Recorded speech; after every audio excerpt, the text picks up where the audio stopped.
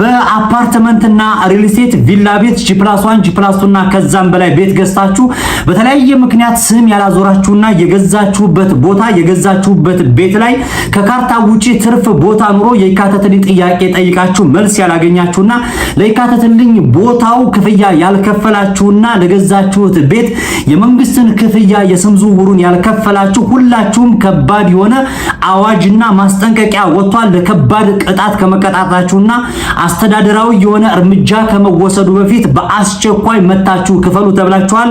ሰላም ጤና ይስጥልኝ የተከበራችሁና የተወደዳችሁ ውድ ተመልካቾቼ፣ በጣም በርካታ ሰዎች በዚህ ጉዳይ ላይ እየተወዛገቡ ይገኛሉ።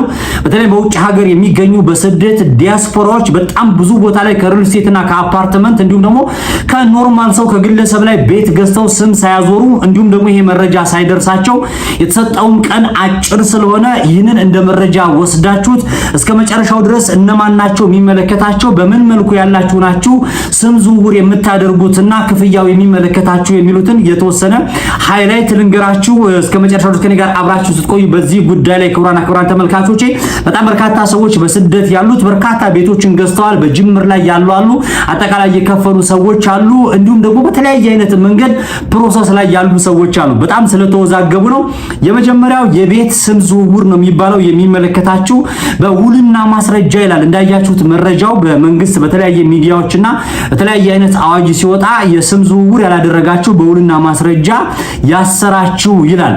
በጣም ብዙ ሰዎች የተወዛገባችሁት ከስህተቱ እንነሳና የማይመለከታችሁ ሰዎች ምንድነው አዳዲስ ሪል ስቴቶች የተለያዩ ማስታወቂያዎችን ሰርተው ሊሆን ይችላል፣ ወይም ደግሞ የምታቋቸው ሪል ስቴቶች ጋር ሄዳችሁ የመጀመሪያ ክፍያ ወይም ደግሞ ሁለተኛ ክፍያ ወይም ደግሞ ግማሽ ላይ ወይም ደግሞ ወደ መጨረሻው ላይ ደርሳችሁ ፊኒሺንግ ሳይሰራ ርክክብ ከሪል ስቴቱ ጋር ሳታደርጉ ወይም ደግሞ ከግለሰቦች ጋር ከኮንትራክተሮች ጋር ወይም ከሳምበዲ ጋር ተነጋግራችሁ ገና በፕሮሰስ ላይ ያለ ቤት ከሆነ እሱ አይመለከታችሁም፣ እናንተን ነው።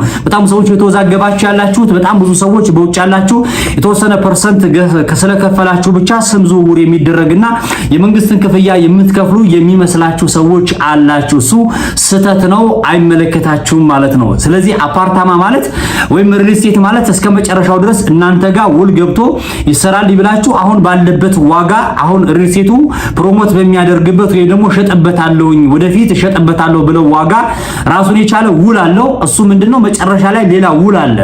ቤቱን ስትዋሉ ስትሻሻጡ ስም ዝውውር ስታደርጉ ከዛ በፊት ግን ከሪል ስቴቱ ጋር የሆነ አግሪመንትና በስማችሁ ካርታ ሳይሆን በድርጅቱ ካርታ ያለው ሆኖ ስም ዝውውር ያልተደረገበት ሪል ስቴት ወይም ደግሞ ወደ እነሱ ሪል ስቴት ላይ እንደገባችሁና በሪል ስቴቱ ላይ እነሱ ጋር ዲል እንዳደረጋችሁ የሚገልጽ ደብዳቤ ነው መጀመሪያ ላይ የምትወስዱትና አግሪመንት የምታደርጉት። ያ አግሪመንት በውልና ማስረጃም ሊኖር ይችላል። አንዳንዶች ሪል ስቴት ደግሞ በራሳቸው የአሰራር ሂደት ውል ሊገቡ ይችላሉ። ግን አብዛኛው ይሄኛው አግሪመንት ወይም ውል በውልና ማስረጃ የጸደቀ ነው። ስለዚህ ውልና ማስረጃ ስለተባለ ብቻ ገና በፕሮሰስ ላይ ያላችሁ ሰዎች ወይም ደግሞ ከሪል ስቴቱ ጋር ዲል ወስዳችሁ በአከፋፈል እየከፈላችሁ ያላችሁ ሰዎች ካላችሁ እናንተ እፎይ በሉ፣ እናንተን አይመለከታችሁም። ዞሮ ግን መጨረሻ ላይ ከፍላችሁ ሲጨርሱ ስለሚመለከታችሁ መረጃው ይጠቅማችኋል። በተለያየ አይነት ምክንያት ቤቱን ከገዙ ከጨረሱ ክፍያውን ከጨረሱ በኋላ ከሪል ስቴት ካምፓኒውን ጋር ሊሆን ይችላል ወይም ደግሞ ከሌላ አፓርትመንት ሽያጭ ላይ ከሚሸጡ ከግለሰቦች ሊሆን ይችላል። እንዲሁም ደግሞ በአብዛኛው ጊዜ ኖርማል የመኖሪያ ቤት በ100 ካሬም 200 ካሬም 300 ካሬም G+1ም G+2ም ቪላ ቤትም ከተለያየ ግለሰቦች ገዝታችሁ በተለያየ አይነት ምክንያት ስም ማታዞሩ ሰዎች አላችሁ። ችላ የምትሉ በነገራችን ላይ እንትን ብቻ አይደለም የመኖሪያ ቤት ብቻ አይደለም መኪናም ሌላ ድርጅትም ንብረትም ራሱ ይሄ ብዙ ጊዜ በምን ይፈጠራል መሰላችሁ? አሁን ሰው በጣም አቅም አንሶት ነው ብዙ ጊዜ በአከፋፈል ሊሆን ይችላል በተለያየ አይነት መንገድ ስም ሳያዞር የሚቀረው። ክፍያ ያንሰውና ለምሳሌ እንበልና አንድ ቤት 10 ሚሊዮን ብር ገዝቶት ከሆነ ስም ማዞሩ ራሱን የቻለ በፐርሰንት 2% ሊሆን ይችላል 10% ከዛም በላይ የሆነ ፐርሰንት አሰራሩን ዲቴል ኤግዛክት ባላቀውም የሚከፈል የመንግስት ክፍያ አለ፣ የስም ማዞሪያ ክፍያ። ያ ክፍያ አይሞላላቸውም ወይ ደግሞ ነገ ጧት ቤቱን ለመሸጥ ይፈልጉና ለሌላ ወይ ኮንትራክተር ሊሆን ይችላል ወይ ቤት እየገዙ የሚሸጡ ሰዎች ካሉ ያቆዩታል። መኪናም ላይ ያለ ነው፣ መኖሪያ ቤትም ላይ ያለ ነው። ችላ በማለት ዛሬ ነገ ብሩ ይሞላልኛል ወይም ደግሞ የስም ማዞሪያ ብር ሳይኖራቸው ይቀርና ያዘገዩታል ያንን ቦታ ማለት ነው። ያ መኖሪያ ወይ የሚያውቁት ይሆንና ወይ ደግሞ በቅርበት የሚያውቁት ሰው ይሆንና ምንም ችግር የለውም በሱ ስም ቢሆንም የሚባል ነገር ይኖርና ወይም በተለያየ አይነት ህጎች ይወጣሉ። እንደ መንግስት ስም ማዞር አይቻልም አሁን ይባላል። የተለያየ ህጎች ይወጣሉ። መሸጥ መለወጥ አይቻልም ይባላል። መሸጥ መለወጥ አይቻልም በሚባልበት ጊዜ ሎጂኩን የምነግራችሁ በጣም ብዙ ሰው በውስጥ ማለት ነው በኋላ ላይ መንግስት ይፈቅዳል በማለት በመንደሩ ሊሆን ይችላል በተለያየ አይነት መንገድ የተለያዩ ሲስተሞችን በመጠቀም እንዲሁም ደግሞ በብድር አማካኝነት እየተደረገ ቤቶችን ይሻሻጡና ስም ሳያዞሩ ለረጅም ጊዜ መካካድም ሊፈጠር ይችላል። ብዙ ችግሮች ይፈጠራሉ። ዞሮ ዞሮ ግን የመንግስትን እያገዝኩ ሳይሆን አሁን ያለው ህግ ግዴታ እርምጃ የሚወስድባችሁ ከሆነ በአስቸኳይ ይህንን ማድረግ ስላለባችሁ ነው። ገንዘብ ሳይሞላላቸውና በተለያየ አይነት ምክንያት የተለያየ ኬዝ በምስክር ካርታ ላይ ያልተሟላ ነገር ሊሆን ይችላል ወይ ደግሞ የይካተትልኝ ጥያቄ እዛ ላይ ስም ከመዞሩ በፊት ያ የሸጠለት ሰውዬ ይካተትልኝን ጥያቄ ጠይቆ ያልተሟላ ለትና እዛ ቦታ ላይ ያልተከፈለ የመንግስት ዕዳ ያልተከፈለ የመንግስት የተለያየ ኬዝ ኖሮ ስም ዝውውር ሳይዞር የቆየበት የተለያየ አይነት እንትኖችን ምክንያቶችን መጥቀስ እንችላለን። ዞሮ ዞሮ ግን በምንም አይነት መንገድ 100% 100% ከፍላችሁ በውልና ማስረጃ የተዋዋላችሁ ሰዎች ካላችሁ ኢቭን በጣም ብዙ ጊዜ አይታችሁ ከሆነ ውልና ማስረጃ ላይ ገንዘቡ ሙሉ ሳይከፈል የሚዋዋሉ ሰዎች አሉ። ለግለሰቡ ገንዘቡን ሙሉ አይከፍሉትም ወይም ደግሞ ቤቱን ለገዙት ሰዎች ሙሉ ክፍያውን አይከፍሉትም። ግን እንደተከፈለ ተደርጎ በውልና ማስረጃም የሚዋዋሉ ሰዎች ስላሉ እሱን እናንተ ታውቃላችሁ። ካላችሁ ገንዘቡን በአስቸኳይ ከፍላችሁ ይሄንን ስም ዝውውር ማድረግ አለባችሁ ነው። አሁን ያለው ቅጣት በጣም ጥቂት ቀን ብቻ ስለሆነ ያላችሁ ምናልባት ይሄንን ቪዲዮ ከሰራው ጀምሮ 20 ቀንም 25 ቀንም ላይኖራችሁ ይችላል። እስከዚህ ወር መጨረሻ ድረስ ነው የተባለው። ስለዚህ በአስቸኳይ ስም ዝውውር የምታዞሩ ከሆነ አድርጉ። ምናልባትም 2 ሚሊዮን 3 ሚሊዮን ከሆነ አስፈላጊ አሁን ቅጣቱ በጣም ከበድ እያለን ያለው መንግስት የሚወስዳቸው እርምጃዎች አሳሳቢ እየሆኑ ነው። የሚቀጡት ቅጣቶች አሁን የሆነ ነገር አልፏችሁ በገቢዎች ሊሆን ይችላል፣ በግብር ጉዳይ ሊሆን ይችላል፣ በሌላ በንግድና ኢንዱስትሪ በተለያየ አይነት መንገድ ላይ የሚቀጡ ቅጣቶች አሁን በጣም ከበድ እያሉ ስለሆነ በአስቸኳይ ይህንን ነገር ማድረግ አለባችሁ ነው። ውላ የጨረሳችሁ ሰዎች ካላችሁ እንደዚህ እንድታደርጉ የሚል መረጃ ልነግራችሁ ነው። ከዛ በተረፈ ደግሞ ይካተትልኝ ይዞታ የሚባል ነገር አለ። በጣም ብዙዎቻችሁ ታውቁታላችሁ ብዬ አስባለሁኝ። የሆነ እዛ አካባቢ ላይ ያ ካርታ ወይም ቤቱ ያረፈበት ቦታ በብዙ አይነት መንገድ ነው። በነገራችን ላይ የአንድ መኖሪያ ቤት ትገዙና በፊት እዛ አካባቢ ላይ ቀስ እያሉ ማጣር አለ። አሁን እንኳን የሚቻል አይመስለኝም። አብዛኛው ነገር መንግስት ወደ ዲጂታል ካርታ ወደሚባለው ወደ ሲስተም ውስጥ ስላስገባው ከባድ ሆኗል ይመስለኛል። አሁን ባየሁት መረጃ መሰረት በፊት 100 ካሬ ቤት ገዝታችሁ ከሆነ እዛ አካባቢ ላይ እዛች ወጣ ያለች አካባቢ ወይም ደግሞ ከግቢ ከጎንም ከፊት ለፊትም የተወሰነች ትርፍ ቦታ ካለች የመከለልና የማጠር ነገር ይኖራል። ያንን አካባቢ መንግስት ለሌላ ነገር ማዋል ስለማይችል መንግስትም ገቢ ስለሚፈልግ ምንም ስላልሆነ ወይም ደግሞ በስህተት 100 ካሬ 120 ካሬ መሆን የነበረበትን 100 ካሬ ተብሎ ተመዝግቦ በተለያየ አይነት መንገድ የድሮ አሰራር ላይ በሙስና ሊሆን ይችላል፣ በተለያየ አይነት መንገድ ሊሆን ይችላል 150ውን ካሬ በ100 ካሬ ተብሎ ለክፍያ ሲባል በተለያየ አይነት መንገድ ላይ ያችን ቦታ አጥራችሁ ይዛችሁ ወይም ግቢያችሁ ላይ አካታችሁ ከሆነ ሳትከፍሉ ቆይታችሁ ከሆነ ያ ትርፍ ቦታ ሲለካ ሲመረመር ሲገመገም ወይም ወደ ዲጂታል ካርታ ሲመጡ ሲስተም ሲጭኑት ያ ቦታ ያልተካተተ ከሆነ እንድታካተቱ መብቱ ተሰጥቷቸዋል። ያ መብት የተሰጠው ምናልባት ከአቅም በላይ ሊሆን ይችላል፣ ክፍያው አላቅም በአቅማችሁም ሊሆን ይችላል። ግን ግቢያችሁ ውስጥ እስካለ ድረስ ይካተትልኝ ጠይቃችሁ በትክክል ልታካተቱ የፈለጋችሁ ሰዎች ካላችሁ አሁን ማካተት ትችላላችሁ። ክፍያውን ከፍላችሁ ተብላችኋል። የሚገባችሁ ከሆነ የማይገባችሁ ከሆነ መልስ ያላገኘ ከሆነ የማይገባችሁ አለ። በዛ ያለና በማይሆን መንገድ ቦታውን ወይም ደግሞ ያንን ቦታ አጥራችሁ ይዛችሁት ከሆነ ላይካተትላችሁ ይችላል እኔ እንደሰማሁት። ከዛ ውጭ ግን አነስ ያለ ቦታ ሊካተት ይችላል ተብሎ በህጉ የሚፈቀድላችሁ ከሆነ ከፍላችሁ በአስቸኳይ አካታችሁ ወደ ራሳችሁ ማድረግ ትችላላችሁ ተብሏል ልላችሁ ፈልጋለሁ። በዚህ ጉዳይ ላይ የወጣውን መረጃ በአስቸኳይ እንደ መረጃ ልንገራችሁ ብዬ ነው። በቤት ጉዳይ ላይ በጣም በርካታ ቪዲዮዎችን እንደሰራው ታስታውሳላችሁ። በተለይ በሪል ስቴት ዙሪያ ላይ ሪል ስቴትም ስትገዙ እንደዚሁ ከፍላችሁ መጨረሻ ላይ ችላ ተብሎ አይታወቅም። ገንዘብ ያላችሁ ሰዎች ችላ ተብሉ። እንደምንም ብላችሁ ተማሙታችሁ ስም ዝውውር ማድረግ አለባችሁ። የሚመጣው ህግና የምትሄዱት ፕሮሰሱ በጣም እጅግ አደገኛ ነው። ውስብስብ ያለ ነገር ነው። በየሁለት ወሩ በየወሩ በየሶስት ወሩ ህጉ በጣም ይቀያየራል። በጣም ከባድ ነው።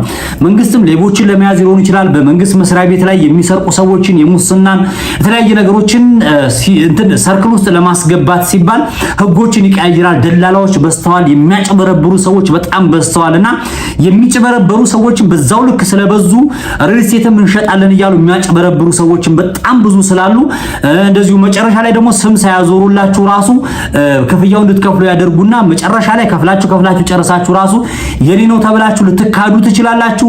ከዛም በተረፈ ደግሞ ያ የእናንተ ቤት ላይ ሌላ ካርታ ወጥቶበትም ሊሆን ይችላል። አታውቁም። ስም ሳታዞሩ ስለቀራችሁ ስማችሁ በእናንተ ካለ ምንም ነገር ላይ ደርስባችሁ ይችላል። ከዛ ውጭ ግን ስሙ የእናንተ ሳይሆን ክፍያ ከዛ ቤት ከገዛችሁት ሰው ላይ በጣም ብዙ በነገራችን ላይ አንድ እየሰማው ነበር። አንድ የሆነ ቦታ ላይ ማለት ነው 10 ሰው ካርታ አውጥቶበታል የሚል መረጃ ሰማሁኝና ለራሴ በጣም ነው የደነገጥኩት።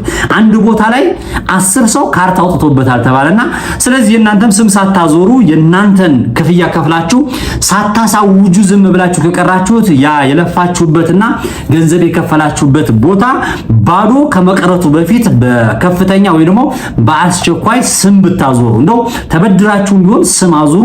ከዛ ቤቱ የራሳችሁ ከሆነ በኋላ ደግሞ ለዛ ለተበደራችሁት ግለሰብ ወይም ሰው ቀስ እያላችሁ ወይ ትከፍላላችሁ ወይም ደግሞ ከባንክ ተበድራችሁም ቢሆን የተበደራችሁትን ሰው ክፍያ ብትከፍሉ ይሻላል ልላችሁ ፈልጋለሁ። ምክንያቱም በሚሊዮን የሚቆጠር ዋናውን ብር 10 ሚሊዮን 30 ሚሊዮን 100 ሚሊዮን ዋናውን ብር ከፍላችሁ ስም ለማዞር ጥቂቷን ብር ብቻ ቀርቷችሁ ችላ የምትሉ ሰዎች ካላችሁ ተጠንቀቁላችኋለሁ። ከዛ ውጪ የተለያየ ምክንያት የሚፈጥሩ ሪል ስቴቶችና አፓርትመንቶች አሉ ስም እንዳታዞሩ ለማቆየት ሲባል። ምክንያቱም ከነሱም የሚጠበቅ ነገር ሊኖር ይችላል፣ አይታወቅም።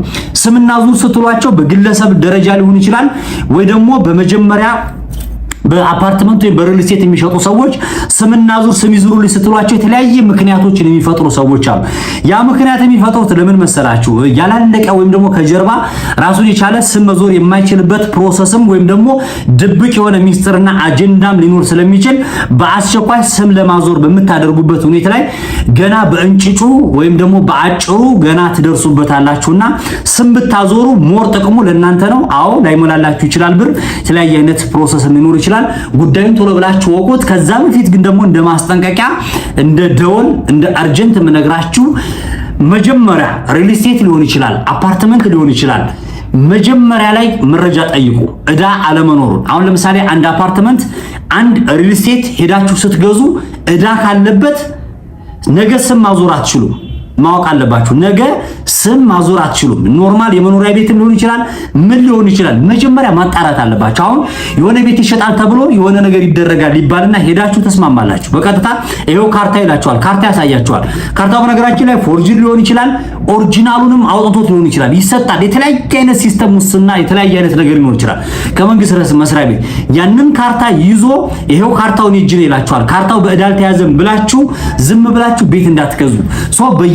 የት ክፍለ ከተማ እንደሆነ ከጠይቃችሁ በኋላ ዛሬ ሲስተም ላይ ስላለ ክፍለ ከተማ ሄዳችሁ እዳለበት የሚለውን ማጣራት መጠየቅ አለባችሁ። አፓርትመንቱንም ሊሆን ይችላል በግለሰቡ ያ አፓርትመንት በስሙ የተበደረው ብድር ካለ ግለሰቡ ሄጄ ይሄንን ቤት ልገዛ ነበረ መብታችሁ ስለሆነ እንዲህ አይነት አፓርትመንት ወይም ደግሞ ከዚህ ሪል ስቴት ቤት ልገዛ ነበረ እዳለበት ወይ በእዳ ተይዟል የሚለውን መጀመሪያ ማጣራትና መጠየቅ አለባችሁ። በኋላ ባዶ እንዳትቀሩ። በጣም ብዙ በዚህ ጉዳይ ላይ ሪል ስቴቶችም አፓርትመንቶችም በእዳ ተዘፍቀው ወይም ደግሞ ሪል ስቴቱን መጨረስ የማይችሉበት እዳ ካለባቸው ብዙ እዳ ሪል ስቴቱን አይጨርሱትም ማለት ነው። ሪል ስቴቱን የማይጨርሱት ከሆነ ደግሞ እናንተ መሃል ላይ ስታክ አድርጋችሁ አብራችሁ ትቀራላችሁ ማለት ነው። ምክንያቱም ያ ሰውዬ ሰርቻ አስረክባችኋለሁ ብሏል። በእዳ ምክንያት ወይ ታስሯል ወይ ነገ ከሀገር ሊወጣ ይችላል። ወይም ደግሞ የሆነ እዳ ካለበት ያ እዳ እናንተን አይደለም የሚያውቃችሁ ህግ ሄዳችሁ ስላልጠየቃችሁ ያን ሰውዬ ስለሆነ የሚጠይቀው ከባንክም ተበድሮበት እንዳይሆን ያንን ቦታ የሌላ ክርክር ሌላ የይገባኛል ጥያቄም እንዳይኖርበት እሱን መጀመሪያ ካጣራችሁ በኋላ ነው ወደ ቤት ግዢ ወይም ደግሞ ወደዚህ ነገር የምትሄዱት። በዛሬው ጉዳይ ላይ የቤት ወይም ደግሞ በውልና ማስረጃ ተዋውላችሁ በስነ ስርዓት ውልና ማስረጃ ያልተዋዋላችሁትን ሰዎች አይመለከታችሁም ተብሏል።